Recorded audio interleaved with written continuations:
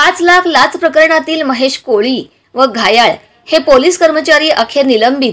अर्ज चौकशीवरून भविष्यात दाखल होणाऱ्या गुन्ह्यांमधून आरोपींची नावे कमी करण्यासाठी 10 लाखाच्या लाचेची मागणी करून पहिला हप्ता 5 लाख स्वीकारताना लाचलुचपत विभागात रंगेहात पकडलेले मंगळवेढ्याचे पोलीस हवालदार महेश कोळी, पोलीस अंमलदार वैभव घायाळ या दोघांना पोलीस अधीक्षक अतुल कुलकर्णी यांनी सेवेतून निलंबित केले असून हा आदेश नुकताच मंगळवेढा पोलीस प्रशासनास प्राप्त झाला असल्याची माहिती डीवायएसपी विक्रांत गायकवाड यांनी दिली। वरील दोघा पोलीस कर्मचाऱ्यांनी श्री सिद्धेश्वर माचनूर मंदिर परिसरात 5 लाखांची लाच घेताना दिनांक 25 जानेवारी रोजी सांगली लाचलुचपत विभागाच्या पथकाने रंगेहात पकडून वरील दोघांविरुद्ध मंगळवेढा पोलिसात गुन्हा दाखल केला होता।